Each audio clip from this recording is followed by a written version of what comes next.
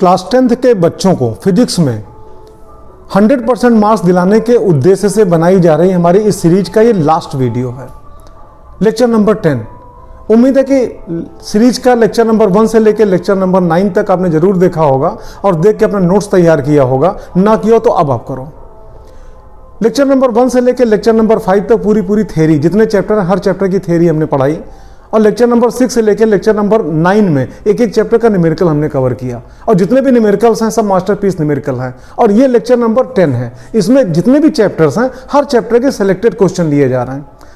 एक क्वेश्चन अगर आप सॉल्व करोगे तो उससे जुड़े कई क्वेश्चन आपके लग जाएंगे। इस प्रकार के क्वेश्चन सेलेक्ट किए गए हैं इसमें। इस लेक्चर में लास्ट तक आप बने रहना। और लास्ट में हम आपको ये भी बताएंगे कि एग्जाम में जब आप जाओगे, पेपर आपके सामने होगा, आप पेपर किस प्रकार सॉल्व करोगे, किस प्रकार से पेपर पढ़ोगे, क्या करना होगा, क्या आपके लिए बेहतर होगा, इसकी भी जानकारी आपको मिलेगी। एग्जाम ओरिएंटेड आपका ये लेक्चर है। और अगर आप पूरी लेक्चर को अगर आप देखते हो यहाँ पे और पूरी सीरीज अगर आप देखते हो तो निश्चित रूप से फिजिक्स में आप 100% क्वेश्चन आप करके आओगे, कोई भी क्वेश्चन आप छोड़ के नहीं आओगे। शुरू करने चल रहे हैं। क्वेश्चन नंबर 1 आप देखना, गोलीय दर्पण के फोकस दूरी स्मॉल एफ तथा वक्रता त्रिज्या कैपिटल आर में संबंध लिखो। आपको समझे, फोकस बिंदु को कैपिटल एफ से लिखते हैं और फोकस दूरी को स्मॉल एफ से लिखते हैं। देखो कई बातें ऐसी, हर एक क्वेश्चन लिया जाएगा, खाली क्वेश्चन सॉल्व नहीं, उस क्वेश्चन से जुड़ी और भी बहुत कुछ जानकारी आपको मिलेगी। हमने कहा ना कि मास्टरपीस क्वेश्चन है और उसका सोल्यूशन भी बिल्कुल मास्टरपीस होगा कि खाली एक क्वेश्चन नहीं, उस क्वेश्चन की जो सोल्यूशन को आप देखोगे तो कई क्वेश्चन आपके खुद सॉल्व हो जाएंगे। देखो फोकस बिंदु को कैपिटल एफ से लिखते हैं और फोकस दूरी को स्मॉल एफ से लिखते हैं। और क्वेश्चन कह रहा है आपका यहाँ पे कि फोकस दूरी स्मॉल एफ और वक्रता त्रिज्या कैपिटल आर में क्या रिलेशन होता है। तो किसी भी दर्पण की हम बात करें तो फोकस दूरी हमेशा वक्रता त्रिज्या की आधी होती है, small F that is equal to capital R upon 2। फिर क्वेश्चन नंबर 2, गोलीय दर्पण के लिए यू वी तथा एफ में संबंध लिखो। आप जानते हो यू क्या होता है, वस्तु की दूरी, वी क्या होता है, प्रतिबिंब की दूरी, और स्मॉल एफ क्या होता है, फोकस दूरी। अगर दर्पण है तो दर्पण के लिए क्या होगा, 1/v plus 1/u that is equal to 1/f। अब क्वेश्चन तो सॉल्व हो गया, आवश्यकता नहीं है आगे कुछ बताने की, लेकिन साथ में फिर जानकारी आपको दें। अगर कहीं यहां पे दर्पण की जगह पे लेंस होता तो फिर आपका इक्वेशन यही लिखा होता, बस बीच में क्या होता, माइनस का सिंबल होता। अगर लेंस है तो फार्मूला क्या होगा, 1/v minus 1/u that is equal to 1/f। और अगर दर्पण है तो फार्मूला क्या होगा, 1/v plus 1/u that is equal to 1/f। ये क्वेश्चन नंबर 2 आपने देखा। फिर क्वेश्चन नंबर 3 देखना, बिंब जिसको आप क्या बोलते हो, ऑब्जेक्ट, तथा प्रतिबिंब जिसको आप क्या बोलते हो, इमेज, से क्या समझते हो। आपको समझाएं, चाहे दर्पण हो चाहे लेंस, एक तरफ से प्रकाश किरणें आती हैं।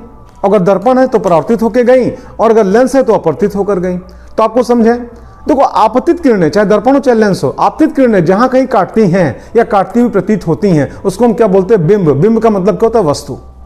और बिंब का उल्टा प्रतिबिंब जिसको आप क्या बोलते हैं, इमेज। अगर दर्पण है तो परावर्तित किरणें जहां कहीं काटेंगी या काटती हुई प्रतीत होंगी वो क्या कहलाएगा, प्रतिबिंब कहलाएगा। और अगर लेंस है तो अपवर्तित किरणें जहां कहीं काटेंगी या काटती हुई प्रतीत होंगी वो क्या कहलाएगा, प्रतिबिंब कहलाएगा। अगर वास्तव में काटती हैं, चाहे परावर्तित हो चाहे अपवर्तित हो, चाहे अगर वास्तव में काटती हैं तो क्या कहलाएगा, वास्तविक प्रतिबिंब कहलाएगा। और अगर काटती हुई प्रतीत होती हैं तो क्या कहलाएगा, आभासी प्रतिबिंब कहलाएगा। और वास्तविक प्रतिबिंब हमेशा वस्तु के सापेक्ष उल्टा बनेगा और आभासी प्रतिबिंब हमेशा वस्तु के सापेक्ष सीधा बनेगा। ये जितना ज्ञान हम आपको दे रहे हैं, चाहे दर्पण हो चाहे लेंस हो, दोनों में नियम काम करेगा। और एक जानकारी और आप लेना कि जो वास्तविक प्रतिबिंब है इसको आप पर्दे पे प्राप्त कर सकते हो और जो आभासी प्रतिबिंब है इसको पर्दे पे प्राप्त नहीं कर सकते हो, केवल अपनी आंखों से आप देख सकते हो। फिर अगला क्वेश्चन हम चलते हैं, क्वेश्चन नंबर 4, किस प्रकार के प्रतिबिंब को पर्दे पर प्राप्त किया जा सकता है। अब देखो इसके पहले का क्वेश्चन आपने देखा, उसका सोल्यूशन आपने सुना, हमने सोल्यूशन में इतनी जानकारी आपको दे दी कि अगला क्वेश्चन खुद ही आपका लग गया। क्वेश्चन क्या कह रहा है, किस प्रकार के प्रतिबिंब को पर्दे पर प्राप्त नहीं किया जा सकता है। तो अभी हमने आपको बताया वास्तविक प्रतिबिंब को पर्दे पे प्राप्त किया जा सकता है, आभासी प्रतिबिंब को पर्दे पे प्राप्त नहीं किया जा सकता। तो इसका आंसर आप खुद ही आप दे दोगे यहाँ पे कि आभासी प्रतिबिंब जिसको आप वर्चुअल इमेज कहते हो, इसको केवल अपनी आंखों से हम देख सकते हैं, पर्दे पे प्राप्त नहीं कर सकते हैं। फिर अगला क्वेश्चन नंबर 5 है, रेखीय आवर्धन से क्या समझते हो। इसको हम बोलते हैं लीनियर मैग्निफिकेशन, स्मॉल m से लिखते हैं और ये बराबर क्या होता है, I/O। मतलब लेंस हो चाहे दर्पण हो, वहां से वस्तु की दूरी और बटे प्रतिबिंब की दूरी। आप यूं कह सकते हो m that is equal to I/O that is equal to V/U। आप यूं कह सकते हो, चाहे लेंस है चाहे दर्पण है, प्रतिबिंब की दूरी बटे वस्तु की दूरी बराबर रेखीय आवर्धन, या प्रतिबिंब की लंबाई बटे वस्तु की लंबाई बराबर रेखीय आवर्धन। और रेखीय आवर्धन को लीनियर मैग्निफिकेशन बोलते हैं, स्मॉल m से लिखते हैं। ये फार्मूला आपके सामने है। अगला क्वेश्चन, समतल दर्पण की फोकस दूरी स्मॉल f कितनी होती है? देखो गोली दर्पण है या गोली लेंस है तो निश्चित रूप से फोकस दूरी होगी, लेकिन अगर समतल दर्पण है तो समतल दर्पण की फोकस दूरी इनफाइनाइट होती है। अगला क्वेश्चन आप देखना, क्वेश्चन नंबर 7, वायु के सापेक्ष कांच व जल का अपवर्तनांक क्रमशः 3/2 व 4/3 है। देखो क्रमशः लिखा है, पहले कौन? कांच, तो कांच का कितना है? 3/2, और दूसरा कौन सा? जल, जल का कितना? 4/3 है। जल के सापेक्ष कांच का अपवर्तनांक बताओ। देखो क्वेश्चन कैसे लगेगा आप देखना ध्यान से। सबसे पहले आपका दिया कांच का अपवर्तनांक, तो कांच के अपवर्तनांक को हम लिखेंगे ANG और बराबर कितना? 3/2। फिर दिया हुआ जल का अपवर्तनांक, तो इसको हम क्या लिखेंगे? ANW। आप जानते हो जल को क्या वाटर कहते हो ना, तो ANW लिख दिया, मतलब वायु के सापेक्ष जल का अपवर्तनांक। ये कितना दिया हुआ आपका यहाँ पे? 4/3, ये हो गया। अब यहीं पे एक ज्ञान आपको और फिर दें, हालांकि आवश्यकता नहीं है, लेकिन आप जानते हो यहाँ पे खाली एक क्वेश्चन को समझा आपने तो 2-4 क्वेश्चन उसके साथ के आपको लग जाएंगे। इस प्रकार से आपकी पढ़ाई कराई जा रही है। अब आप यहाँ पे देखना, वायु के सापेक्ष किसी भी माध्यम के अपवर्तनांक को उस माध्यम का निरपेक्ष अपवर्तनांक कहते हैं। तो यहाँ पे जो ANG लिखा है दैट इज इक्वल टू 3/2, इसी को अगर चाहें तो हम यहाँ पे NG भी लिख सकते हैं। NG का मतलब क्या हुआ? कांच का निरपेक्ष अपवर्तनांक। उसी प्रकार ANW लिखा हुआ है, मतलब वायु के सापेक्ष जल का अपवर्तनांक, तो इसी को हम चाहें तो जल का निरपेक्ष अपवर्तनांक भी कह सकते हो, खाली ANW यहाँ पे लिख सकते हैं। अब क्वेश्चन क्या कह रहा है आपका, आप देखना, जल के सापेक्ष कांच का अपवर्तनांक बताओ, मतलब आपको WNG बताना है। कैसे निकाला जाए आपको समझाएं। थ्योरी की क्लास अगर आपने पढ़ी होगी तो शायद हमारे बताने के पहले आप आंसर अपने दिमाग में आप सोच चुके होंगे। अगर आपने पढ़ी है तो थोड़ी देर के लिए वीडियो पास करो, आंसर आप सोचो, अपनी कॉपी में कहीं नोट कर लो, फिर हमारी बात आप आगे सुनो। आप देखना लास्ट में क्या लिखा है? G, तो आप जानते हो जो लास्ट में लिखा है वो ऊपर ANG और जो पहले लिखा है वो नीचे ANW, या इसी को आप चाहो तो NG अपान और यहां पे क्या? NW। ठीक, अब NG की वैल्यू कितनी? 3/2 और इसकी वैल्यू कितनी? 4/3, ये हो गया। फिर आप आगे देखना, तो WNG that is equal to, अब आप देखना 3 आपका है ना, बटे फिर बटे डबल बटे तो ऊपर चला जाएगा, तो यहाँ पे क्या? 3 × 3 और यहाँ पे कितना हो जाएगा? ये 2 नीचे आ जाएगा, तो 4 × 2 दैट इज इक्वल टू 9/8, ये आपका हो गया। तो इस प्रकार से आपका निकला WNG that is equal to 9/8, मतलब आप यूं कह सकते हो ये कि जल के सापेक्ष कांच का अपवर्तनांक कितना निकला? 9/8। और वहीं पे अगर आपसे कोई कहे कि नहीं हमको कांच के सापेक्ष जल का बताओ GNW, तो ये बराबर क्या हो जाएगा? 1/WNG, तो दैट इज इक्वल टू 1/, यहां पे 9/8 और दैट इज इक्वल टू 8/9। इस प्रकार से GNW that is equal to 8/9, ये लो। ठीक, जो पूछा गया वो तो आंसर निकला और जो नहीं पूछा गया वो भी आप समझ रहे हो। इस प्रकार की पढ़ाई आप देख रहे हो हमारे चैनल पे उपलब्ध है। लेक्चर नंबर 1 से लेकर लेक्चर नंबर 10 तक आप देखना। निश्चित रूप से आप अपने एग्जाम में सारे क्वेश्चन, फिजिक्स के सारे क्वेश्चन आप सॉल्व करके आओगे। अगला क्वेश्चन चलते हैं, फिर आप देखना क्वेश्चन नंबर 8, पूर्ण आंतरिक परावर्तन कब संभव होता है? ध्यान से सुनना। जब कोई प्रकाश किरण सघन माध्यम से विरल माध्यम में जाती है तो अवलंब से क्या दूर हट जाती है। ऐसी कंडीशन में आपतन कोण I का मान क्या कम होता है और अपवर्तन कोण स्मॉल r का मान क्या होता है? अधिक होता है। अगर हम आपतन कोण का मान बढ़ाएं तो निश्चित रूप से अपवर्तन कोण का मान बढ़ेगा। आपतन कोण का मान और बढ़ाएं तो अपवर्तन कोण का मान और बढ़ेगा, और आपतन कोण का मान लगातार बढ़ाते जाएं तो एक अवस्था ऐसी आएगी जो अपवर्तन कोण का मान बढ़ के r का मान बढ़ के कितना 90 डिग्री हो जाएगा। और अगर हम आपतन कोण का मान अब और बढ़ाते हैं तो प्रकाश किरण अपवर्तित नहीं होगी बल्कि परावर्तित होगी। इस घटना को हम क्या बोलते हैं? पूर्ण आंतरिक परावर्तन। और यहां पे जो क्वेश्चन कह रहा है आपका पूर्ण आंतरिक परावर्तन कब संभव होता है, तो पूर्ण आंतरिक परावर्तन तभी संभव होता है, आप जानते हो जिस विशेष आपतन कोण पर जो अपवर्तित किरण है वो दोनों माध्यमों को पृथक करने वाले पृष्ठ के बिल्कुल समांतर हो जाती है, उस विशेष आपतन कोण को आप क्या कहते हो? क्रांतिक कोण। और जब आपतन कोण का मान क्रांतिक कोण के मान से ज्यादा होता है तो उस अवस्था में क्या होता है? पूर्ण आंतरिक परावर्तन होता है। प्रकाश का प्रकाश किरणें अपवर्तक पृष्ठ पे पड़ती हैं लेकिन अपवर्तित नहीं होती हैं बल्कि परावर्तित हो जाती हैं। जितनी बातें हम बोल गए जरा उसको डायग्राम के माध्यम से आपको समझाएं। आप सामने देखना, ये माध्यम क्या सघन और ये माध्यम का विरल। कोई प्रकाश किरण है, मान लो सघन माध्यम से आई, आप देखना है यहाँ पे, ये लो ऐसे, ठीक। इसको आप क्या बोलोगे? आपतित किरण। ये क्या कहलाएगा? आपतन बिंदु। अब हमको यहाँ पे आवश्यकता होगी आपतन बिंदु पर अभिलंब की, ये अभिलंब हो गया। ये माध्यम का सघन, ये माध्यम का विरल। अगर माध्यम बराबर होता तो प्रकाश किरणें बिल्कुल सीधी ऐसे खिंच गई होती, चली गई होती, लेकिन ये सघन, ये विरल, सघन से विरल में जाएगा तो आप जानते हो अवलंब से दूर हट जाएगा ये, और ये कोण आपतन कोण आई कहलाता है और ये अपवर्तन कोण आर कहलाएगा। अब अगर आपसे कहें कि बेटा इस प्रकाश किरण को आप इधर ऐसे यहां से डालो, मतलब जो है ना किरण यहां से आ रही है, इसको आप यहां पे किरण का इधर खिसकाओ, मतलब यहां से डालो, यहां से डालो, यहां से डालो, इस प्रकार से डालो, इसको आप इधर खिसकाओ, तो अगर ये इधर खिसकाओगे तो ये किधर जाएगा? ऊपर जाएगा। ठीक, इसको थोड़ा और आपने लिया, ये थोड़ा और ऊपर गया, थोड़ा और लिया, थोड़ा और ऊपर गया, और एक अवस्था ऐसी आएगी, हम डायग्राम बना के आपको दिखाएं, एक अवस्था ऐसी आएगी यहाँ पे कि जब आपतन कोण के एक विशेष मान पर, आप देखो जैसे मान लो इसको आप यहाँ ले आए ऐसे, ठीक, इसको आप इधर खिसका के यहाँ लाए तो ये ऊपर गया, तो मान लो आपका यहाँ पे ये आ गया, ये इधर चला गया। ठीक, तो इस विशेष आपतन कोण को आप सी से लिखते हो, स्मॉल सी, ठीक है, और इसी को आप क्या बोलते हो? क्रांतिक कोण, क्रिटिकल एंगल। और इस दशा में आप देख रहे हो प्रकाश किरणें आपका यहाँ पे क्या ना तो अपवर्तित हुई पूर्णता और ना आपका परावर्तित हुई, मतलब दोनों माध्यमों को पृथक्करण पृष्ठ के क्या एक प्रकार से क्या समांतर हो गई। अब इसके बाद अगर आप थोड़ा सा भी आपतन कोण का मान और बढ़ाते हो, किससे? क्रांतिक कोण से, तो प्रकाश किरण जब और ऊपर जाएगी तो जिस माध्यम से आई उसी माध्यम में चली गई। इसका मतलब कि प्रकाश किरण का परावर्तन हो गया, और जब परावर्तन होगा तो परावर्तन के नियम का पालन करेगा, आपतन कोण बराबर परावर्तन कोण, और यह घटना क्या कहलाती है? प्रकाश का पूर्ण आंतरिक परावर्तन। ये आपने देखा। फिर अगला आप इसके बाद देखना, हीरे का चमकना कौन सी घटना पर आधारित है? हीरे को जब तराशा जाता है, ऐसे उसमें कट्स लगाए जाते हैं कि उस पर जब कोई प्रकाश किरण पड़ती है तो आपतन कोण का मान क्रांतिक कोण के मान से प्रायः क्या होता है? अधिक होता है। तो ऐसी कंडीशन प्रकाश का वहां पे क्या पूर्ण आंतरिक परावर्तन होता है, और हीरे का जो नग है, टुकड़ा है, जो भी कह लो, वो चमकता है। तो हीरे का चमकना प्रकाश के पूर्ण आंतरिक परावर्तन की घटना पर आधारित है। फिर अगला क्वेश्चन आप देखना, निर्वात में प्रकाश की चाल 3 × 10⁸ मीटर पर सेकंड है। आप जानते हो निर्वात में प्रकाश की चाल को हम C0 से लिखते हैं, तो C0 that is equal to 3 × 10⁸ metre प्रति सेकंड। अच्छा, क्वेश्चन क्या कर रहा है उसके बाद आप देखो, कांच का अपवर्तनांक 3/2 है। कांच के अपवर्तनांक को आप किससे लिखोगे? ANG that is equal to 3/2। Question कर रहा है कि कांच में प्रकाश की चाल बताओ, तो आपको समझाएं, आप सुनो, ANG that is equal to C0/V।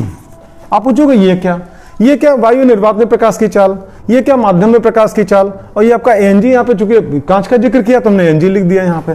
तो ऐसी कंडीशन में आपको कांच में प्रकाश की चाल चाहिए, मतलब कि क्या V की वैल्यू चाहिए, तो V बराबर कितना हो जाएगा? C0/ANG। ये लो, तो ये कितना? 3 × 10⁸ मीटर प्रति सेकंड अपान, और ये कितना? 3/2। देखो है ना 3/2। तो ऐसी कंडीशन में आप देखोगे 3 से 3 कैंसिल हो गया, 2 ऊपर चला गया, तो 2 × 10⁸, ठीक, और यहां पे क्या हो जाएगा? मीटर पर सेकंड। ये कांच में प्रकाश की चाल आ गई। इस प्रकार से आपने देखा क्वेश्चन नंबर 11। अब क्वेश्चन नंबर 12 पे चलते हैं। सामने देख रहे हो एक डायग्राम बना हुआ है। डायग्राम में यहाँ पे बीच में एक ब्लॉक बना हुआ है। ब्लॉक का नाम क्या? P। क्वेश्चन कह रहा है चित्र में प्रकाशित अवयव P पर किस प्रकार का लेंस रखा होगा। आपको डिसाइड करना है कि यहाँ पे कैसा लेंस रखेंगे, कॉन्वेक्स रखेंगे कि कॉनकेव रखेंगे, या हिंदी में बोले तो उत्तल रखेंगे कि अवतल रखेंगे। देखो, उत्तल लेंस अभिसारी प्रकृति का होता है, कन्वर्जिंग नेचर का होता है, प्रकाश किरणों को मुख्य अक्ष की ओर मोड़ता है। और अवतल लेंस इसका ठीक उल्टा होता है, वो डाइवर्जिंग नेचर का होता है, प्रकाश किरणों को मुख्य अक्ष से दूर की ओर भेजता है। अब हमको ये चेक करना है कि अंदर जो भी लेंस रखा हुआ है वो प्रकाश किरणों को क्या कर रहा है, जो उनका गमन पथ है उसके कंपेरिजन में मुख्य अक्ष की ओर मोड़ रहा है कि दूर भेज रहा है। तो जैसे आपको दिखाएं, ये प्रकाश किरण यहां जा रही है, अगर ये रास्ते में लेंस ना रखा होता तो सीधे प्रकाश किरण यहां पे आती, इस पॉइंट पे आती। इस पॉइंट का कुछ भी नाम मान लो आपका, यहाँ पे मान लो इसका नाम ने Q मान लिया। उसी प्रकार ये प्रकाश किरण यहाँ पे आई, अगर रास्ते में ना रखा होता तो ये प्रकाश किरण सीधे आपका यहाँ पे इसी Q पे पहुंचती। लेकिन यहाँ पे जो लेंस रखा हुआ है कौन सा है आप डिसाइड करोगे। लेकिन काम देखो, लेंस काम क्या कर रहा है? लेंस प्रकाश किरणों को उसके रास्ते से क्या विचलित करा रहा है, मोड़ रहा है। तो मोड़ रहा है तो ध्यान से देखना, मुख्य अक्ष की ओर और झुका दे रहा है कि मुख्य अक्ष से दूर भेज रहा है। निश्चित रूप से आप कहोगे मुख्य अक्ष से क्या दूर भेज रहा है, और मुख्य अक्ष से दूर भेज रहा है मतलब क्या? अपसारित कर रहा है, मतलब डाइवर्जन हो रहा है। और ये काम कौन करता है? कॉनकेव लेंस, मतलब अवतल लेंस। इसका मतलब कि यहाँ पे कौन सा लेंस रखा होगा? अवतल लेंस रखा होगा। अगला question, question number 13। Plus 20 centimetre focus दूरी वाले उत्तल लेंस की क्षमता कितनी होगी? देखो, क्षमता P से लिखते हैं इसको, और P बराबर क्या होता है? 1/f। लेकिन एक कंडीशन है, क्या? जो फोकस दूरी हो किसमें हो, मीटर में हो। एफ लिखा तो है लेकिन एफ इन मीटर, सेंटीमीटर में नहीं रख सकते हो, खट से आंसर गलत होगा, ध्यान रखना। तो आप यहां पे आओ 1/, ठीक। अच्छा कितनी फोकस दूरी है, +20, तो +20 तो हमने लिखा लेकिन सेंटीमीटर है ना, हमको मीटर में चेंज करना है। हम 100 से क्या करेंगे, डिवाइड करेंगे, और अब यहां पे क्या लिखेंगे, मीटर। तो ऐसी कंडीशन में P that is equal to +100 ऊपर चला गया, डबल बटे है, और नीचे आपका यहाँ पे क्या 20, और यहाँ पे क्या हो जाएगा डायोप्टर, ठीक। और आप जानते हो 20 पंचे 100, तो इस प्रकार से P that is equal to +5, और यहाँ पे क्या हो गया डायोप्टर, ठीक। ये क्वेश्चन नंबर 13 लग गया। आप लास्ट तक बने रहना, 50 से ऊपर क्वेश्चन आपका सॉल्व कराएंगे और पूरा फिजिक्स आपका कवर करेंगे। इसके पहले जितने भी लेक्चर थे, एक एक लेक्चर में एक एक चैप्टर हमने पढ़ाया। ये मास्टरपीस क्वेश्चन आपका लगवा रहे हैं जो एग्जाम ओरिएंटेड है, और वीडियो के लास्ट तक आप बने रहना। लास्ट में आपका पेपर सॉल्व करने का तरीका आपको बताएंगे, किस प्रकार से आप एग्जाम हॉल में जाओ, किस प्रकार से एंट्री करो, क्या क्या करो, किस प्रकार पेपर अपना सॉल्व करो कि फिजिक्स में आप 100% मार्क्स आप ले आओ। अगला देखना है इसके बाद क्वेश्चन नंबर 14, किसी लेंस में वस्तु की लंबाई तथा इसके प्रतिबिंब की लंबाई में अनुपात 1:4 है। देखो क्रम ना बिगाड़ना, जिस क्रम में पहले क्या लिखा है वस्तु की लंबाई और बाद में क्या लिखा है प्रतिबिंब की लंबाई। तो वस्तु की लंबाई को किससे, ओ से मान लो लिखें, प्रतिबिंब की लंबाई को मान लो आई से लिखें। तो क्वेश्चन कह रहा है आपके यहाँ पे कि वस्तु की लंबाई और प्रतिबिंब की लंबाई में अनुपात कितना, 1:4 है। मतलब वस्तु छोटा है, प्रतिबिंब क्या बड़ा है, जितना बड़ा वस्तु है उसकी तुलना में प्रतिबिंब क्या 4 गुना ज्यादा बड़ा है, 1:4 है ना। अब क्वेश्चन कह रहा है इस दशा में यू तथा वी में अनुपात बताओ। थ्योरी की क्लास अगर आपने पढ़ी है, हमने रेखीय आवर्धन भी आपको पढ़ाया है। रेखीय आवर्धन को स्मॉल m से लिखते हैं, और रेखीय आवर्धन स्मॉल m बराबर क्या होता है, प्रतिबिंब की लंबाई बटे वस्तु की लंबाई, I/O that is equal to V/U। हमने डेरिवेशन कराया इसका। तो ऐसी कंडीशन में आप देखो है ना, प्रतिबिंब की लंबाई बटे वस्तु की लंबाई बराबर क्या, V/U। अच्छा क्वेश्चन में क्या कह रहा है, आपको U तथा V में अनुपात बताना है। मतलब क्वेश्चन में थोड़ा सा घुमाया उसने, आपको V/U का मान नहीं चाहिए, आपको U/V का मान चाहिए। तो यहां तो V/U लिखा है, तो आप एक काम करो ना, इसको पलट दो, और जब ये पलट दोगे तो ये भी तो पलट जाएगा। तो यहां पे क्या हो जाएगा U/V, और U/V बराबर क्या, वस्तु की लंबाई बटे प्रतिबिंब की लंबाई।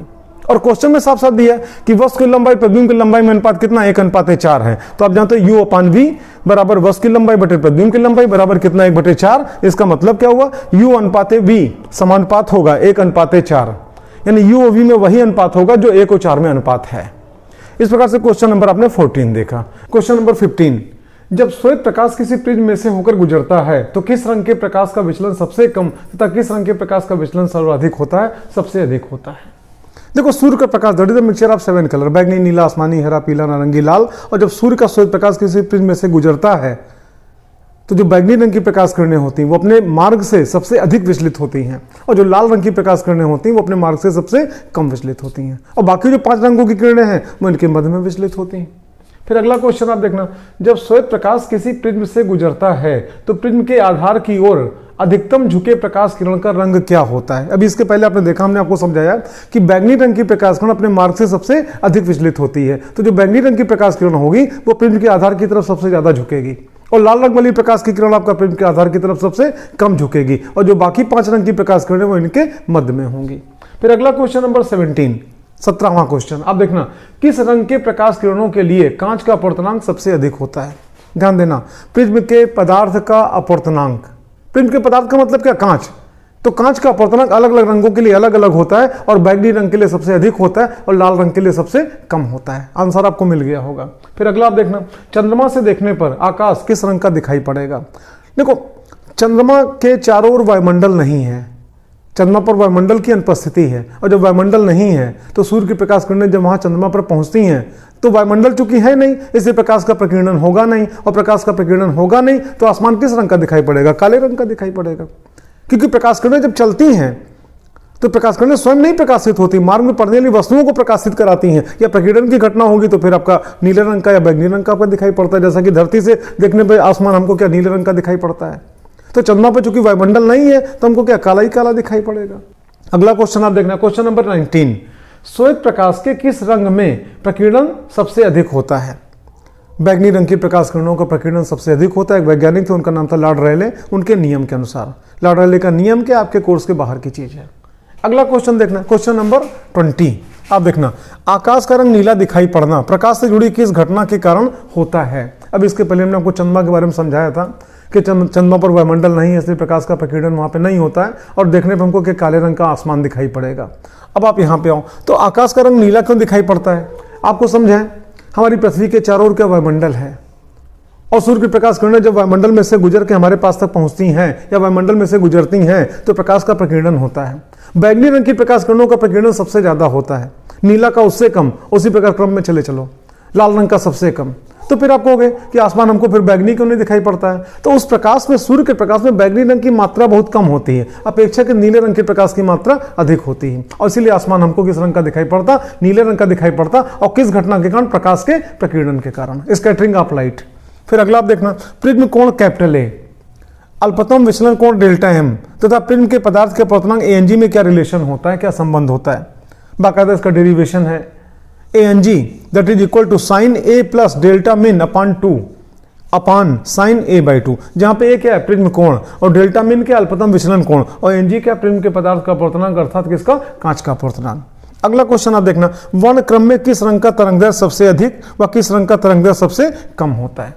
देखो, दृश्य प्रकाश, इसका तरंगदैर्घ्य परास लगभग 3800 एंगस्ट्रॉम से और 7800 एंगस्ट्रॉम के बीच में होता है और 7800 एंगस्ट्रॉम के आसपास जो प्रकाश होता है वो लाल रंग का होता है और 3800 एंगस्ट्रॉम के आसपास का जो प्रकाश होता है वो बैंगनी रंग का होता है। तो जो क्वेश्चन कह रहा है, सबसे अधिक तरंगदैर्घ्य किसका? लाल रंग का। सबसे कम तरंगदैर्घ्य किसका? बैंगनी रंग का होता है। अगला आप देखना, खतरे का रंग लाल होता है क्यों? अभी इसके पहले हमने प्रकाश के प्रकीर्णन की घटना पे देखी थी। देखो, लाल रंग का तरंगदैर्घ्य सबसे अधिक होता है और जिसका तरंगदैर्घ्य सबसे अधिक होगा उसका प्रकीर्णन सबसे कम होगा। तो अगर माध्यम में लाल रंग की प्रकाश किरणें अगर चल रही हैं तो लाल रंगों का प्रकीर्णन बहुत कम होगा, अर्थात लाल रंगों का रास्ते में क्षय कह लो बहुत कम होगा। लाल रंग की प्रकाश किरणें बहुत दूर तक जा सकती हैं और इसीलिए आपका खतरे का रंग लाल रखा जाता है क्योंकि दूर से ही हमको दिखाई पड़ जाए। अच्छा, उसके बाद फिर आप आगे देखना, क्वेश्चन नंबर 24, स्पष्ट दृष्टि की न्यूनतम दूरी कितनी है? एक स्वस्थ नेत्र के लिए स्पष्ट दृष्टि की न्यूनतम दूरी 25 सेंटीमीटर होती है।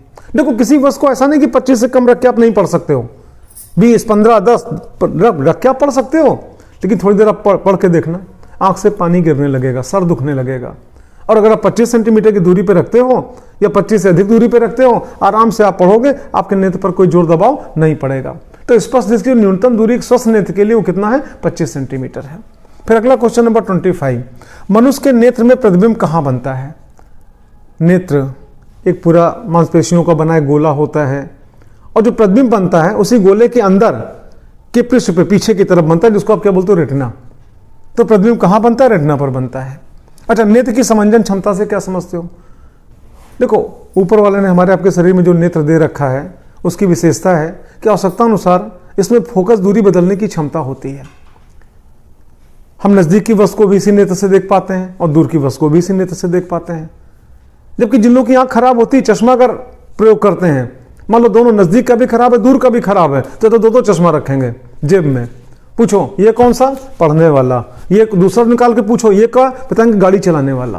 और या फिर बाइफोकल लेंस का इस्तेमाल करते हैं। लेकिन ऊपर वाले ने कौन सा लेंस हमारे आपकी आंख में फिट कर रखा है कि एक ही लेंस के माध्यम से हम नजदीक की वस्तु को भी देख सकते हैं और दूर की वस्तु को भी देख सकते हैं। तो जानते हो, हमारे आपके नेत्र लेंस की विशेषता होती है कि आवश्यकता अनुसार अपनी फोकस दूरी को बदलने की इसके अंदर क्षमता होती है और नेत्र लेंस के द्वारा अपनी फोकस दूरी बदलने की क्षमता को ही हम क्या कहते हैं? नेत्र की समंजन क्षमता। उसके बाद आप देखना, दर्शन कोण किसे कहते हैं? देखो, कोई भी वस्तु हमारे आपके नेत्रों पर जितना कोण बनाती है उससे हम क्या कहते हैं? दर्शन कोण कहते हैं। और वस्तुओं का छोटा या बड़ा दिखाई पड़ना दर्शन कोण पर निर्भर करता है। दर्शन कोण बड़ा होगा, अधिक होगा तो वस्तु हमको बड़ी दिखाई पड़ेगी और दर्शन कोण छोटा होगा तो वस्तु हमको छोटी दिखाई पड़ेगी।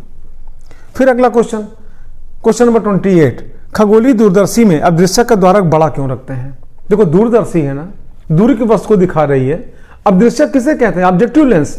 जो लेंस वस्तु की तरफ होता है उसको हम बोलते हैं अदृश्यक लेंस। और उसका द्वारक जानबूझ के हम बड़ा रखते हैं, इसलिए बड़ा रखते हैं कि ज्यादा से ज्यादा मात्रा में वस्तु से प्रकाश किरणें आवे, लेंस पर पड़े और पीछे प्रतिबिंब बनावे। और जब ज्यादा मात्रा में प्रकाश किरणें प्रतिबिंब बनाएगी तो प्रतिबिंब की चमक बढ़ जाएगी, प्रतिबिंब की स्पष्टता बढ़ जाएगी और इसीलिए हम क्या करते हैं? अदृश्यक के द्वारक को बड़ा रखते हैं।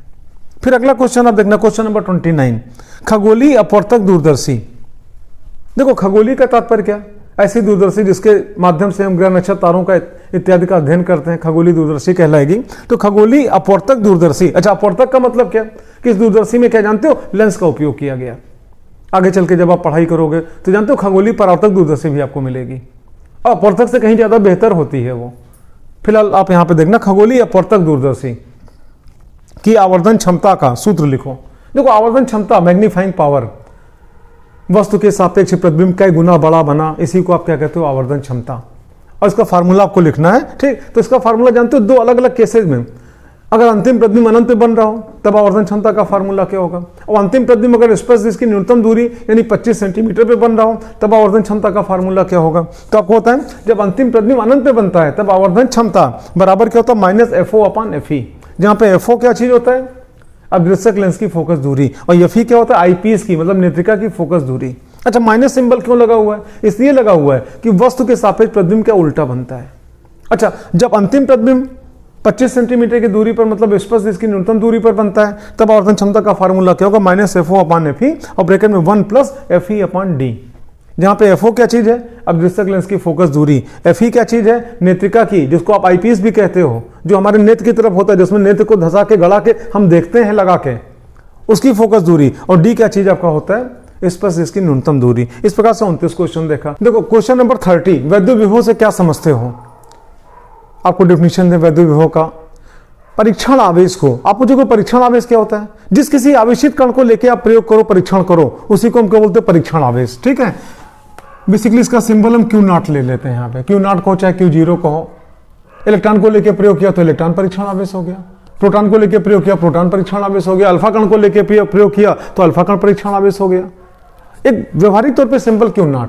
तो जानते हो परीक्षण आवेश को अनंत से वैद्युत क्षेत्र में स्थित किसी बिंदु तक लाने में किए गए कार्य तथा उस परीक्षण आवेश के मान की निष्पत्ति को उस बिंदु पर हम वैद्युत विभव कहते हैं।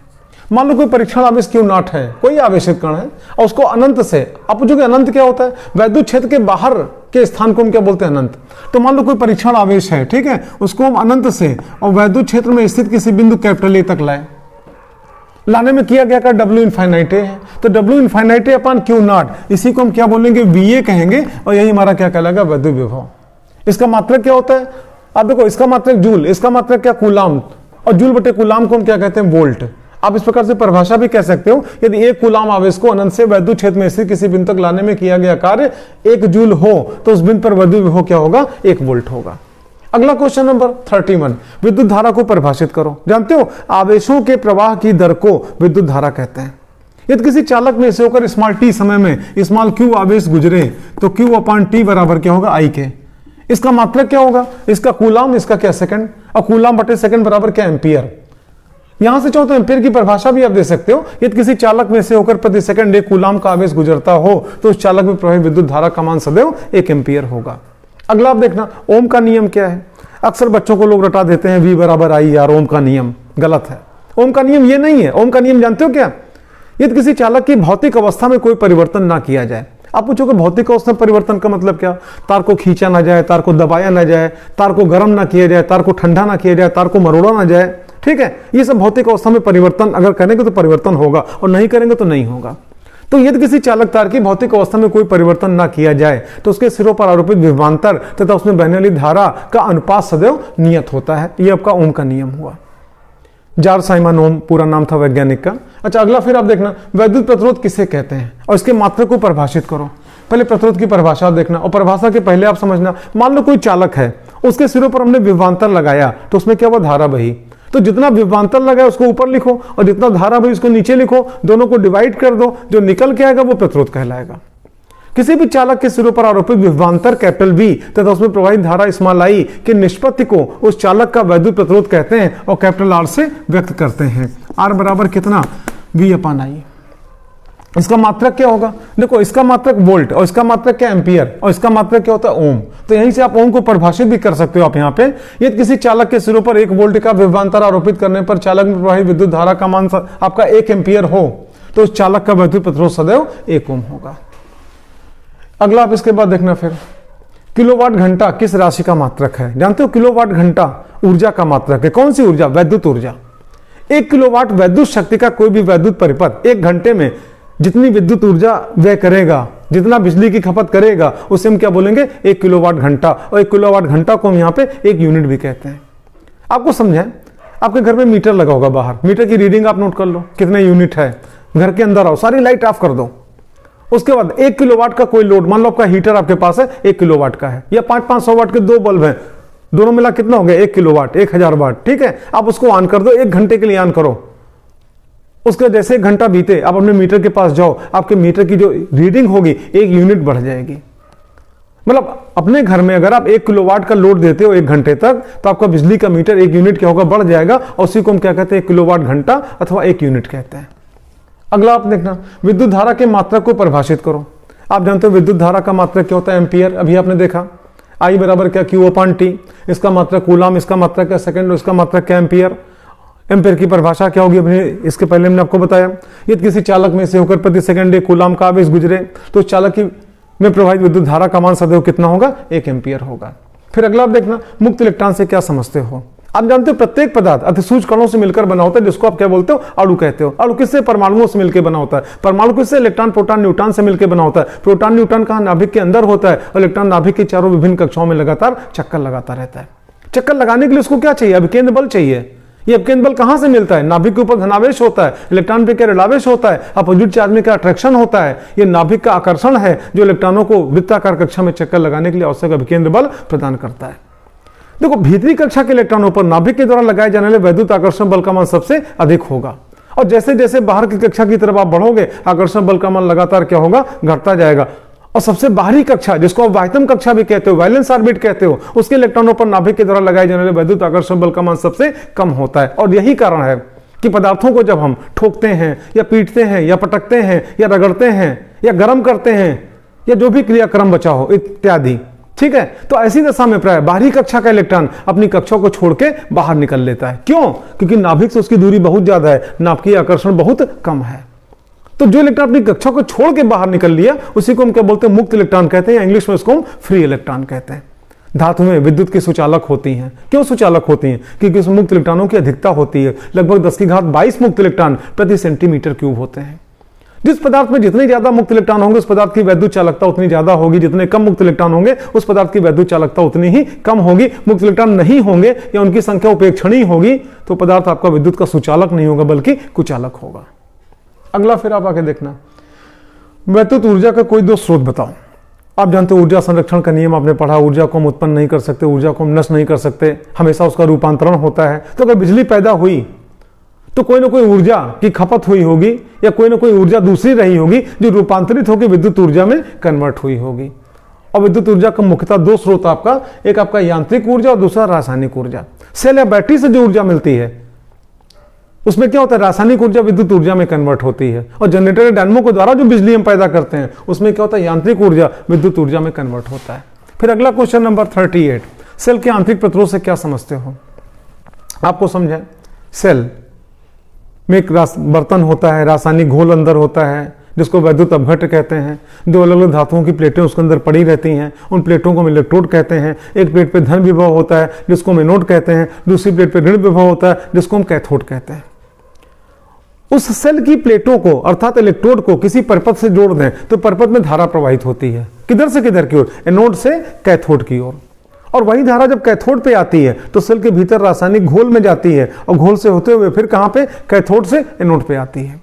तो जिस प्रकार बाह्य परिपथ धारा के रास्ते में प्रतिरोध लगाता है, ठीक उसी प्रकार सेल के भीतर का जो रासायनिक घोल है जिसको आप वैद्युत अपघट्य भी कहते हो, इंग्लिश में आप इलेक्ट्रोलाइट बोलते हो, वो भी धारा के रास्ते में क्या प्रतिरोध लगाता है। और उस प्रतिरोध को हम क्या कहते हैं, सेल का आंतरिक प्रतिरोध। और किससे लिखते हैं, स्मॉल r से लिखते हैं। इसका मात्रक भी क्या होता है, ओम होता है। प्लेटों के बीच की दूरी बढ़ा दो, आंतरिक प्रतिरोध का मान क्या होगा, बढ़ जाएगा। प्लेटों के बीच की दूरी घटा दो, आंतरिक प्रतिरोध का मान घट जाएगा। प्लेटों का क्षेत्रफल बढ़ा दो, एरिया, तो आंतरिक प्रतिरोध का मान क्या, घट जाएगा। प्लेटों का क्षेत्रफल घटा दो, आंतरिक प्रतिरोध का मान क्या होगा, बढ़ जाएगा। जो रासायनिक घोल है अगर वो गाढ़ा हो जाए, उसकी श्यानता ज्यादा हो जाए तो भी आंतरिक प्रतिरोध का मान क्या होगा, बढ़ जाएगा। अगर वो पतला हो जाए आंतरिक प्रतिरोध का मान क्या होगा, घट जाएगा। हमने साथ में ये भी बताया कि आपका आंतरिक प्रतिरोध किन किन बातों पर निर्भर करता है। फिर अगला आप देखना, किसी तार को खींचकर उसकी लंबाई 3 गुनी कर दी गई, उसके प्रतिरोध पर क्या प्रभाव पड़ेगा। ध्यान देना, एक जानकारी आपको दें, थ्योरी के जो हमारे लेक्चर्स हैं उसको आप जरूर देखना, हमने न्यूमेरिकल भी उसमें लगवाया हुआ है कि कोई भी तार है उसको खींच के लंबाई हमने n गुनी कर दी तो उसका प्रतिरोध कितना हो गया, n² गुना हो गया। अब ऐसी कंडीशन में अगर तार को खींच के उसकी लंबाई को 2 गुनी करें तो उसका प्रतिरोध कितना हो जाएगा, तो 2 का स्क्वायर कितना, 4, उसका प्रतिरोध 4 गुना हो जाएगा। उसी प्रकार क्वेश्चन के अनुसार तार को खींच के उसकी लंबाई 3 गुनी करी गई तो उसका प्रतिरोध कितना हो जाएगा, 3 का स्क्वायर कितना 9, उसका प्रतिरोध 9 गुना हो जाएगा। ये अपनी तरफ से और आपको होता है, अगर मान लो खींच के तार उसकी लंबाई को 4 गुनी कर दें तो उसका प्रतिरोध कितना हो जाएगा, 4 का स्क्वायर कितना 16 गुना हो जाएगा। ठीक, अब अगला इसके बाद देखना फिर 1 वोल्ट का क्या अर्थ है। अभी इसके पहले आपने देखा था V बराबर W infinite upon Q not, इसका मात्रक क्या कूलाम था, इसका मात्रक क्या जूल था, जूल बटे कूलाम को हम क्या कहते हैं, वोल्ट। हमने एक परिभाषा यहाँ पे आपको दी थी कि यदि 1 कूलाम आवेश को अनंत से वैद्युत क्षेत्र में स्थिर किसी बिंदु तक लाने में किया गया कार्य 1 जूल हो तो उस बिंदु पर वैद्युत विभव क्या होगा, 1 वोल्ट होगा। उसी प्रकार से जानते हो विभवांतर के आधार पर भी परिभाषा दी जा सकती है, किसकी, वोल्ट की। यदि 1 कूलाम आवेश को वैद्युत क्षेत्र में स्थित किसी भी एक बिंदु से दूसरे बिंदु तक ले जाने में किया गया कार्य 1 जूल हो तो उन दोनों बिंदुओं के बीच का वैद्युत विभवांतर क्या होगा, 1 वोल्ट होगा। हमने वोल्ट की दो परिभाषा आपको दी, एक विभव के आधार पर और दूसरा विभवांतर के आधार पर। फिर अगला आप देखना 2 ओम, 3 ओम, 6 ओम के 3 प्रतिरोधों को नंबर 1 श्रेणी क्रम में जोड़ा गया, नंबर 2 समांतर क्रम में जोड़ा गया, तुल्य प्रतिरोध बताओ। तो देखो श्रेणी क्रम में फार्मूला क्या चलता है, R that is equal to R1 plus R2 plus R3। तो आप तीनों को जोड़ दो, 2 ओम प्लस 3 ओम प्लस 6 ओम, 6 और 3 9 और 2 11। श्रेणी क्रम में जोड़ोगे तुल्य प्रतिरोध कितना आ जाएगा, 11। और एक जानकारी आपको दें, इन तीनों में सबसे बड़ा कौन है, 6 ओम, और तुल्य कितना आया, 11। यानी कि इन तीनों में जो सबसे बड़ा है उससे भी बड़ा आपका प्रतिरोध आया आंसर। अच्छा, समांतर क्रम में जोड़ना हो तो फार्मूला क्या होगा, 1/R that is equal to 1/R1 plus 1/R2 plus 1/R3। ठीक, आप देखना तो 1/R यहां पे आप आ जाओ। ठीक, तो पहला प्रतिरोध कितना 2, दूसरा कितना 3, अगला कितना 6, 1/R, यहां पे 6 एलसीएम, यहां पे कितना 3, यहां पे 2, यहां पे 1, 6/6 1/R that is equal to 6/6 कितना हुआ 1, तो this implies R that is equal to 1 ohm. भाई आप जानते हो 1/R that is equal to 1, तो इसको प्लट दो तो यहां पे ये भी प्लट जाएगा, तो 1/1 बराबर क्या 1।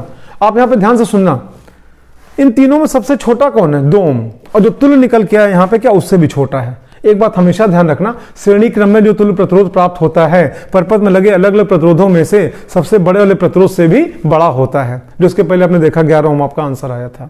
और समांतर क्रम में जो तुल्य प्रतिरोध निकल के आता है परपथ में जितने भी प्रतिरोध लगे होते हैं उनमें जो सबसे छोटा वाला प्रतिरोध होता है उससे भी छोटा होता है। इस प्रकार से आपने देखा क्वेश्चन नंबर 41। अब आगे चलते हैं क्वेश्चन नंबर 42 पे। क्वेश्चन नंबर 42, संलग्न परिपथ में ए व बी के मध्य तुल्य प्रतिरोध ज्ञात करो। एक सर्किट डायग्राम दिया हुआ है, ये सिरा ए, ये सिरा बी, इसके बीच हमको तुल्य प्रतिरोध निकालना है। हम जानते हैं आप में से कई लोग लगा भी लोगे, लेकिन लगाने का तरीका देखना आप यहाँ पे कि किस प्रकार से इसको आसानी से और कम से कम लैंग्वेज में इसको सॉल्व किया जाए। आप एक काम करो, इस प्रतिरोध का कुछ सिंबल दे दो, मान लो R1, इसका आपने नाम दे दिया R2 और इसका नाम दे दिया R3। ठीक, ये दोनों किस क्रम में, समांतर क्रम में। पहले इन दोनों का तुल्य निकाल दो, तो इन दोनों का तुल्य निकालने के लिए आप जानते हो समांतर क्रम में 1/R। अच्छा, इसका नाम R2, इसका नाम R3 है, तो आप सिंबल यहाँ पे 2 3 मान लो, तो 2 3 का मतलब क्या, वो R2 R3 का तुल्य। समांतर क्रम में 1/R equal to 1/R1 plus 1/R2 चलता है, तो 1/ यहाँ पे क्या 3 प्लस 1/ यहाँ पे क्या 6, तो यहाँ पे कितना हो जाएगा 6, और यहाँ पे आपका 3 दूनी 6, और यहाँ पे क्या इतना। तो आप जानते हो 1/R23 that is equal to 3/6 या फिर 1/2। ठीक, तो R23 that is equal to 2 ohm, मतलब इन दोनों का तुल्य कितना आ गया 2 ओम। अच्छा, इसके साथ ये किस क्रम में, श्रेणी क्रम में, तो आप जानते हो RAB that is equal to, इसका नाम क्या R1 और प्लस R23, मतलब इन दोनों का तुल्य कितना 2 ओम बराबर कितना 2 ओम। तो यहां पे आप देखोगे R1 कितना है 2 ओम प्लस R23, इन दोनों का तुल्य कितना निकला 2 ओम और बराबर कितना 4 ओम। ये आपका आंसर निकल आया, मतलब ए और बी के बीच का तुल्य प्रतिरोध निकल आया। देखो ज्यादा लैंग्वेज लिखना ही नहीं पड़ा, कोड वर्ड में सारा काम हो गया। आपको ये लिखने की आवश्यकता नहीं कि 3 ओम का 6 ओम का समांतर क्रम में इसलिए इनका तुल्य, ये सब लैंग्वेज से फुर्सत। कोड वर्ड में आपका यहाँ पे R1 R2 R3 मान लिया, और इस प्रकार से इन दोनों का तुल्य के लिए यहाँ पे क्या है, चूंकि R2 R3 था तो यहाँ पे मैं क्या R23 मान लिया, तो R23 का मतलब क्या हुआ R2 R3 का परिणामी, और इस प्रकार से RAB आपका निकल आया। अब अगला क्वेश्चन नंबर 43, 43वां क्वेश्चन आप देखना, 2 वैद्युत प्रतिरोधों ठीक का श्रेणी क्रम में तुल्य प्रतिरोध कितना 25 ओम है, वह समांतर क्रम में तुल्य प्रतिरोध कितना 4 ओम है, और प्रतिरोधों का अलग अलग मान बताओ। मान लो जो दोनों प्रतिरोध हैं उनके मान मालूम नहीं है, निकालना है, ठीक है। मान लो दोनों प्रतिरोध क्रमशः R1 व R2 हैं। अच्छा, क्वेश्चन क्या कह रहा है कि श्रेणी क्रम में तुल्य कितना है 25 ओम। तो श्रेणी क्रम में क्या चलता है, R = R1 + R2 + R3। तो आप जानते हो दो ही प्रतिरोध तो आपने माना कि दोनों प्रतिरोध क्रमशः R1 व R2 हैं। तो प्रश्नानुसार श्रेणी क्रम में इनका तुल्य कितना है 25 ओम। तो आप जानते हो R1 + R2 बराबर कितना 25 ओम। इसको आप इक्वेशन नंबर फर्स्ट मान लो। अच्छा, फिर क्या कह रहा है, समांतर क्रम में तुल्य कितना 4 ओम है और समांतर क्रम में 1/R = 1/R1 + 1/R2 चलता है। तो आप आगे देखना समांतर क्रम में तुल्य प्रतिरोध कितना 4 ओम है, अतः 1/R1 + 1/R2 = 1/4। आप यहां पे आओ, R1 R2 आपका यहां पे क्या है एलसीएम हो गया। तो यहां पे कितना R2 + R1 हो गया और यहां पे कितना 1/4 हो गया। अब इक्वेशन फर्स्ट में आपने मान निकाला है R1 + R2 की वैल्यू कितनी है 25। तो आपने R1 + R2, ठीक, इसकी जगह पे आपने क्या लिख दिया 25। आप देखो समीकरण 1 का उपयोग करने पर इक्वेशन फर्स्ट में आपका R1 + R2 की वैल्यू कितनी है 25 और यहाँ पे क्या लिखा है R2 + R1। तो R2 + R1 को चाहे R1 + R2 को, बात तो वही हुई। तो इसकी जगह पर हमने क्या लिख दिया 25/R1 R2 = 1/4। अब आप क्रॉस मल्टीप्लाई कर दो। तो आप जानते हो R1 R2 को 1 से मल्टीप्लाई करो तो R1 R2 हो गया, 25 को 4 से गुणा करो कितना 100 हो गया, 100 हो गया। ये आपका इक्वेशन नंबर सेकंड हो गया। अब इन दोनों इक्वेशन की सहायता से हम R1 - R2 का मान निकालेंगे। कैसे निकालेंगे आप देखना, R1 - R2 का होल स्क्वायर = R1 + R2 का होल स्क्वायर -4R1 × R2। ये फार्मूला आपने छोटे क्लास में पढ़ा होगा, और अगर नहीं भी पढ़ा तो कोई प्रॉब्लम की बात नहीं। आप एक काम करो, राइट साइड को सॉल्व करो, अपने आप ही मिल जाएगा। जैसे R1 + R2 का होल स्क्वायर बराबर कितना हो जाएगा R1² + R2² + 2R1 R2 और माइनस यहाँ पे कितना 4R1 R2। अब इसको सॉल्व करो तो कितना आ जाएगा R1² + R2² - 2R1 R2, और जो कि R1 - R2 का होल स्क्वायर का मान होता है। तो आप आगे देखना R1 - R2 का होल स्क्वायर = R1 + R2 का होल स्क्वायर -4R1 R2। अब हमने क्या किया, R1 - R2 का होल स्क्वायर तो ऐसे ही रहने दिया, इक्वल के नीचे इक्वल लगाया, R1 + R2। तो इक्वेशन नंबर फर्स्ट में देखो इसकी वैल्यू कितनी है 25। तो हमने 25 लिख दिया, स्क्वायर है तो स्क्वायर लगाया, फिर माइनस हो तो माइनस किया, 4 है तो 4 किया, और R1 R2 की वैल्यू इक्वेशन नंबर सेकंड में निकली हुई है 100। तो यहाँ पे हमने 100 कर दिया। फिर आप अगली लाइन देखना R1 - R2 का होल स्क्वायर = 25 का स्क्वायर कितना 625, माइनस है तो माइनस हो गया, और 4 × 100 बराबर क्या 400। फिर अगली लाइन आप देखना R1 - R2 का होल स्क्वायर, ठीक है। आप देखना R1 - R2 का होल स्क्वायर यहाँ पे ये तो बराबर 625 में 400 घटाओ कितना आएगा 225, और बोथ साइड हमने क्या किया रूट ले लिया, वर्गमूल ले लिया। तो आप जानते हो R1 - R2 का होल स्क्वायर, इसका वर्गमूल लोगे तो क्या हो जाएगा R1 - R2, इक्वल के नीचे इक्वल हो गया, और 225 का वर्गमूल कितना 15। ये समीकरण नंबर 3 हो गया। अब आप देखना बहुत सिंपल सा क्वेश्चन बन गया, जैसे छोटे क्लास में आपने लगाया होगा x + y बराबर इतना, x - y बराबर इतना, तो x y का मान बताओ। उसी प्रकार यहाँ पे देखो R1 + R2 बराबर कितना 25 और R1 - R2 बराबर क्या 15। तो R1 R2 की वैल्यू बतानी है। कैसे निकाला जाए, आप एक काम करो, एक बार दोनों इक्वेशन को, मतलब इक्वेशन फर्स्ट और इसको हमने इक्वेशन नंबर 3 मान लिया, दोनों को आप क्या करो ऐड कर दो, ठीक। तो आप देखो दोनों को हमने जोड़ा, R1 + R2 बराबर 25, R1 - R2 बराबर कितना 15, और जब दोनों को जोड़ोगे आप यहाँ पे तो ये कैंसिल हो गया। तो यहाँ पे आपका आ जाएगा 2R1 = और यहाँ पे कितना 40, अरे 25 में 15 जोड़ो, ठीक। तो R1 बराबर कितना 40/2 और बराबर कितना 20 ओम, ये लो निकल आया, ठीक। ये किसका मान निकला R1 का। अब आप एक काम करो, इक्वेशन फर्स्ट में इक्वेशन थर्ड को आप घटा दो। तो घटाने पे आप देखते हो इक्वेशन फर्स्ट हमने ऊपर रखा, इक्वेशन थर्ड हमने नीचे रखा, और जब घटाओगे तो चिन्ह बदल जाएगा। यहाँ पे प्लस माना जाता तो यहाँ पे क्या माइनस हो गया, यहाँ पे माइनस हो तो यहाँ पे प्लस हो गया, यहाँ पे माइनस हो गया। अब ऐसी कंडीशन में ये कैंसिल हो गया और यहाँ पे ये नया चिन्ह माना जाएगा। तो R2 कितना हो गया 2R2 = और 25 में 15 घटाओ कितना हो गया आपका, ठीक। आप जानते हो 10, तो R2 = 10/2 और = 5। ये आपका निकल आया। अगला क्वेश्चन इसके बाद क्वेश्चन नंबर 44। आप इस लेक्चर के लास्ट तक आप बने रहना। हम आपको ये भी बताएंगे कि एग्जाम में जब आप जाओगे तो क्या क्या करना होगा आपको, किस प्रकार से क्या बिहेव करो, किस प्रकार से क्या कॉपी में कैसे क्या आपको मिलेगा करने के लिए कि आपको फिजिक्स में बेहतर नंबर आपके आए, ठीक। अगला क्वेश्चन आप देखना, एक वैद्युत चालक में 2 एम्पीयर की धारा बह रही है, ठीक। चालक में प्रति सेकंड बहने वाले इलेक्ट्रॉनों की संख्या बताओ। क्वेश्चन बहुत ही आसान है। सबसे पहले तो आप आवेश की मात्रा निकाल लो, कितना आवेश गुजर रहा है। आप देखना इसमें एक वैद्युत चालक में 2 एम्पीयर की धारा बह रही है, ठीक, और चालक में प्रति सेकंड गुजरने वाले या बहने वाले इलेक्ट्रॉनों की संख्या बताओ। आप खुद यहां पे देखना, आप देखो Q that is equal to IT, यही तो हुआ। कितनी धारा बह रही है? 2 एम्पीयर इनटू, अच्छा कितनी देर में? 1 सेकंड में बताना है ना, तो यहां पे क्या 1 सेकंड, तो दैट इज इक्वल टू बराबर कितना? 2 कूलम। मतलब आप यूं कह सकते हो कि 1 सेकंड में 2 कूलम का आवेश गुजरा।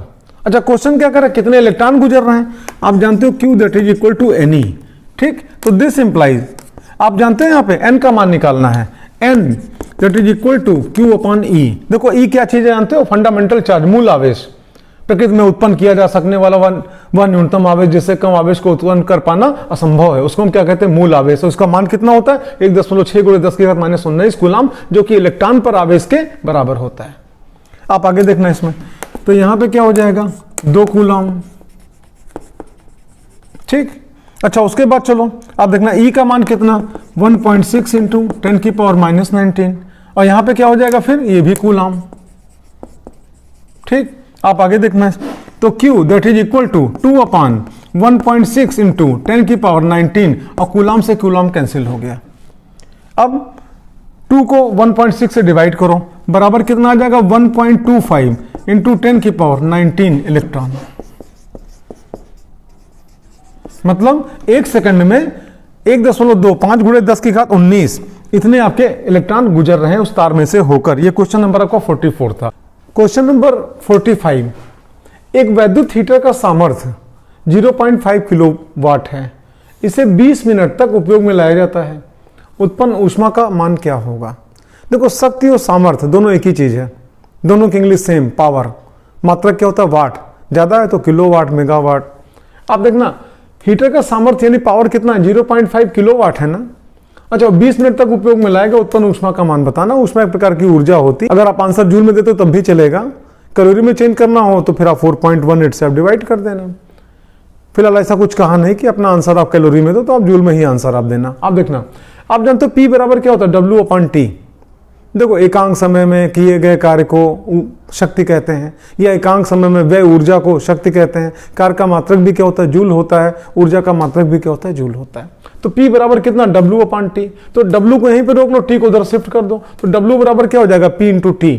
मतलब व्यय ऊर्जा या कार्य जो भी कहो, बराबर क्या? शक्ति P यानी सामर्थ्य P और इंटू समय T।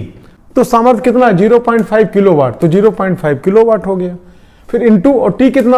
आप जानते हो 20 मिनट है, तो 20 हमने लिया और मिनट को सेकंड में चेंज करने के लिए 60 से हमने क्या मल्टीप्लाई कर दिया, 60 सेकंड हो गया। अब आप आगे देखना, 0.5 को अगर हम चाहें तो 5 × 10⁻⁻1 भी कर सकते हैं। थोड़ा कैलकुलेशन आसान हो जाता है, उसका ट्रिक भी आपको दिखा रहे हैं, ठीक। अच्छा किलोवाट है तो किलो का मतलब क्या? 10⁻3, हमने ये भी कर दिया। अच्छा वाट है, वाट जानते हो जूल पर सेकंड को तो वाट कहते हैं, तो वाट की जगह पे जूल पर सेकंड हमने कर दिया। फिर यहाँ पे कितना? 20 × 60, तो 20 × 60 किया, और यहाँ पे सेकंड तो यहाँ पे सेकंड। तो ऐसी कंडीशन में अगर आप देखोगे तो ऊपर नीचे सेकंड यहाँ पे क्या कैंसिल हो जाएगा, ये सेकंड इससे कैंसिल हो गया, और फिर आप इसको मल्टीप्लाई करो आप, मतलब 5 × 20 × 60 और इंटू इन दोनों को मिला दो 10⁻2, हल करोगे तो बराबर आपका निकल के आएगा W बराबर 6 × 10⁵5 जूल। आप देखो सेकंड कट गया, मात्रक क्या गया? जूल। जूल में आंसर आ गया। अगर कहता है कि अपना आंसर आप कैलोरी में दो, तो इसी को 4.18 से क्या डिवाइड कर देना, कैलोरी में आंसर निकल आएगा। अगला क्वेश्चन, क्वेश्चन नंबर 46। आप देखना, एक चालक में 2 एम्पीयर की धारा 10 वोल्ट पर 1 मिनट तक प्रवाहित की गई, तार में व्यय विद्युत ऊर्जा का मान बताओ। कितनी धारा? 2 एम्पीयर, और कितने विभवांतर पर? 10 वोल्ट विभवांतर पर, और कितनी देर तक? 1 मिनट तक। तो ऐसी कंडीशन में आप देखना, आप जानते हो विभवांतर बराबर क्या होता है? कार्य बटा आवेश। V विभवांतर बराबर कार्य बटा आवेश। अच्छा Q बराबर क्या होता है? IT। तो W हमको यहां पे क्या निकालना है? वे विद्युत ऊर्जा निकालनी है ना। आप जानते हो W का मात्रक क्या? जूल। कार्य का मात्रक जूल, ऊर्जा का मात्रक जूल, हमको W निकालना है, तो W को हमने रोक लिया, बाकी हमने शिफ्ट कर दिया। तो यहां पे W बराबर क्या हो गया? VIT। V का मान कितना? 10 वोल्ट। I का मान कितना? आप देखो 2 एम्पीयर, तो यहां पे 2 एम्पीयर हो गया। और T का मान कितनी देर तक? 1 मिनट तक। 1 मिनट में कितने सेकंड? 60 सेकंड, तो यहां पे क्या 60 सेकंड हो गया। आप इन तीनों को गुणा करो, आप जानते हो 1200 आ जाएगा, और मात्रक क्या आ जाएगा? जूल। आप जानते हो ऊर्जा का मात्रक क्या होता है? जूल। लग गया क्वेश्चन। अगला क्वेश्चन आप देखना, क्वेश्चन नंबर 47, एक बल्ब है। आप जानते हो मार्केट में जब बल्ब खरीदने जाते हो तो ऐसा नहीं कि दुकान पर गए सीधे दुकानदार से आपने बोला एक बल्ब दे दो, उठा के आपको पकड़ा देगा। जब उससे बल्ब मांगोगे, एलईडी मांगोगे, पहले पूछेगा कितने वाट का, तो आप बताओगे इतने वाट का चाहिए, उतने वाट का निकाल के देगा। तो मान लो मार्केट में आप खरीदने गए बल्ब और बल्ब के ऊपर छपा हुआ है कितना, 60 वाट और 220 वोल्ट। इसका क्या मतलब है? एक वैद्युत बल्ब पर 60 वाट 220 वोल्ट अंकित है, इसका क्या तात्पर्य है? इसका मतलब आप जानते हो, देखो वाट का मतलब क्या होता है, जूल पर सेकंड। तो इसका मतलब यह हुआ कि अगर बल्ब के सिरों पर 220 वोल्ट का विभवांतर अगर आप आरोपित करोगे तो यह बल्ब 1 सेकंड में 60 जूल ऊर्जा उत्सर्जित करेगा, मोस्टली प्रकाश के रूप में, और थोड़ा बहुत आपका जानते हो बल्ब गर्म भी होता है, थोड़ा बहुत आपका ऊष्मा भी निकलेगी। अच्छा अगला फिर आप देखना क्वेश्चन, एक वैद्युत परिपथ बनाओ।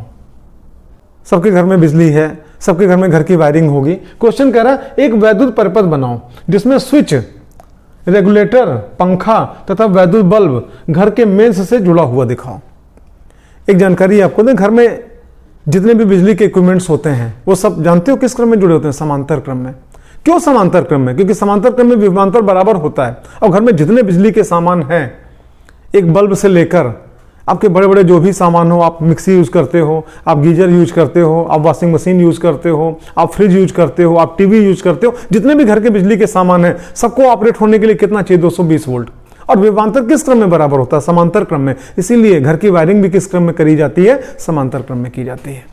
अच्छा क्या क्या जोड़ना है आप देखो, आप यहाँ पे ना स्विच जोड़ना है आवश्यकता अनुसार, रेगुलेटर जोड़ना है जिससे कि आप पंखे को तेज धीमा करते हो, और साथ में क्या पंखा दिखाना है आपको, और साथ में क्या वैद्युत बल्ब दिखाना है।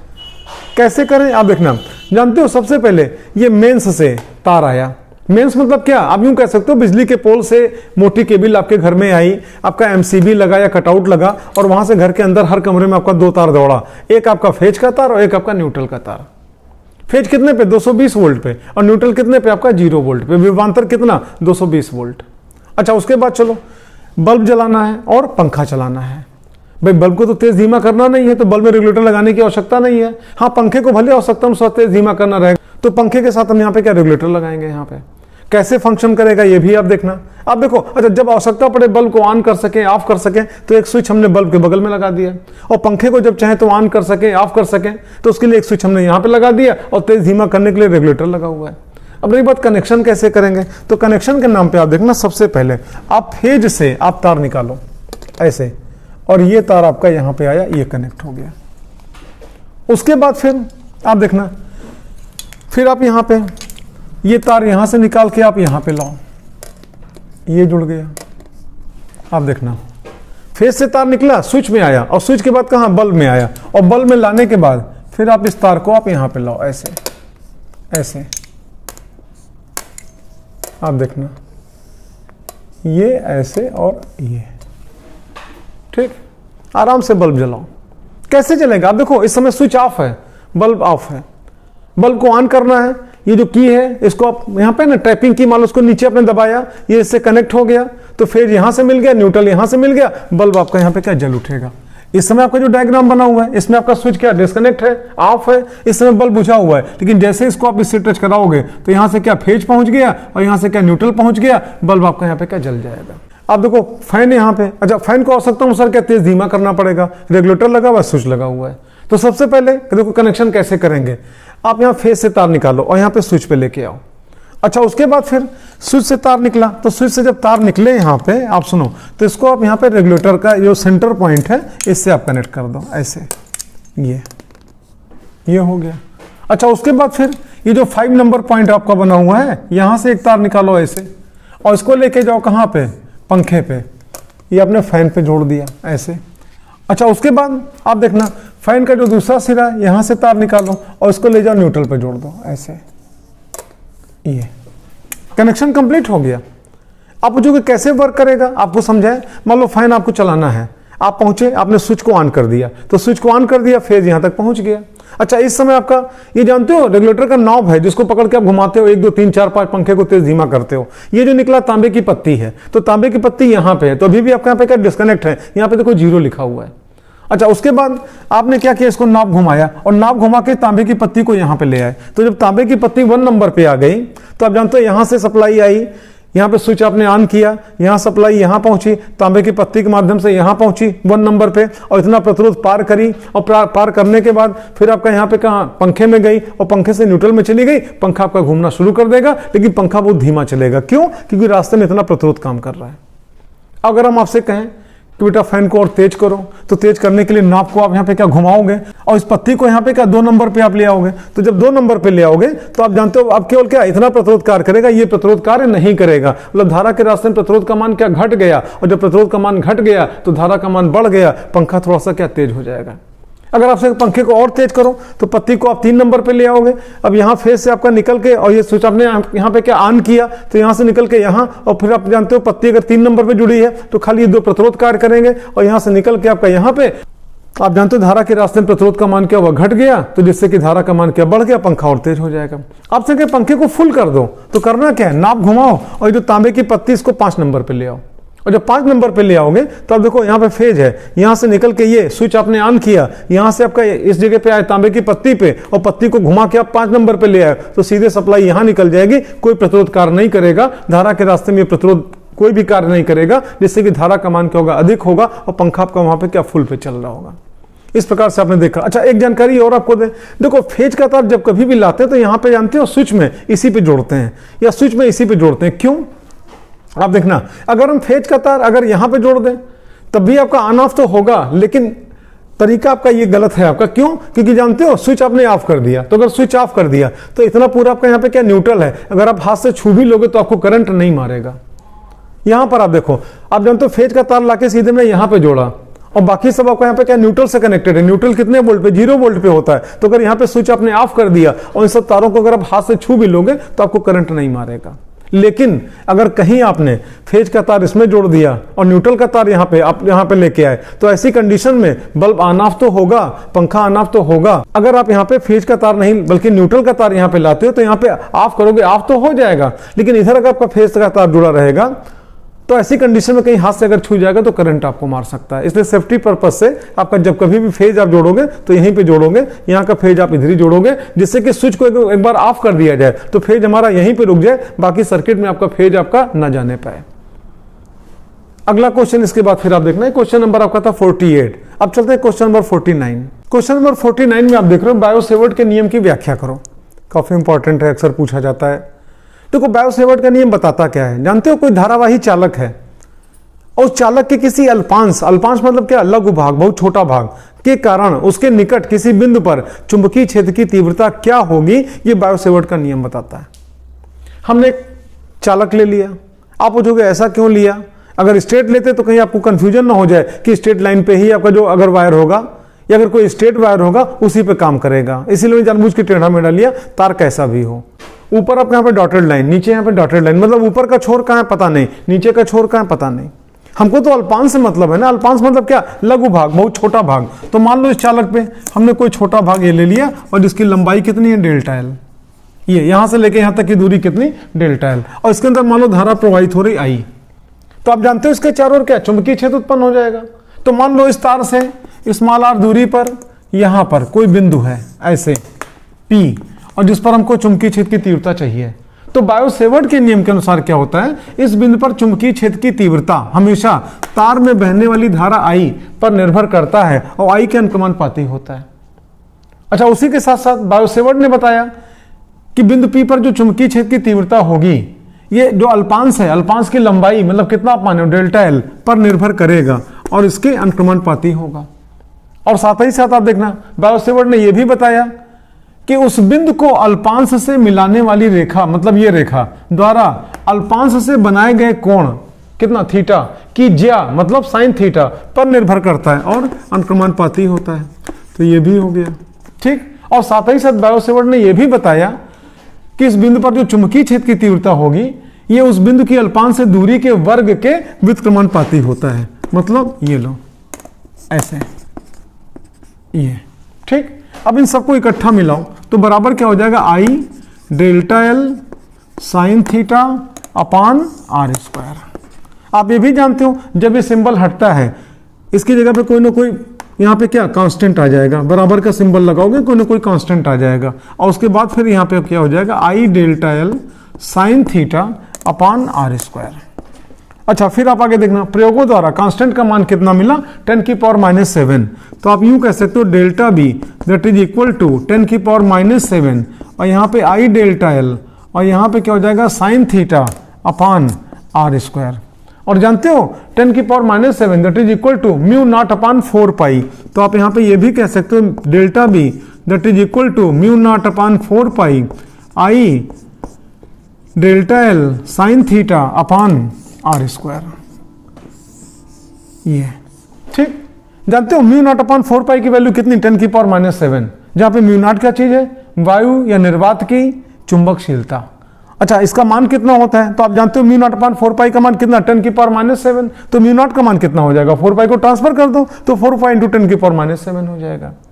ये बायो-सेवर्ट का नियम हुआ। अच्छा, यहीं पे आपसे पूछें कि आप बताओ यहां पर चुंबकीय क्षेत्र की दिशा क्या होगी, तो आप जानते हो नियम आप पढ़ चुके हो, हमारे थ्योरी के जितने भी लेक्चर्स हैं आपने निश्चित रूप से देखे होंगे। आप जानते हो धारा ऊपर जा रही, धारा की दिशा में अंगूठा कर दिया और शेष चारों उंगलियों को हमने बिंदु पी की ओर कर दिया, तो धक्का हम किधर दे पाएंगे, अंदर। इसका मतलब कि बिंदु पी पर जो चुंबकीय क्षेत्र होगा वो किधर होगा, अंदर की ओर। ये डेल्टा बी की दिशा किधर होगी, अंदर की ओर।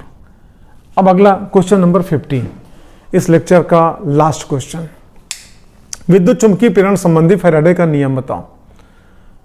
आपको पता है फैराडे ने विद्युत चुंबकीय प्रेरण संबंधी 2 नियम दिए थे, प्रथम नियम, द्वितीय नियम। प्रथम नियम, इनके एक असिस्टेंट थे न्यूमैन उनका नाम था, तो उन्हीं के नाम से जाना जाता है न्यूमैन का नियम। और द्वितीय नियम, एक दूसरे इनके असिस्टेंट थे लेंज, तो लेंज के नियम के नाम से जाना जाता है।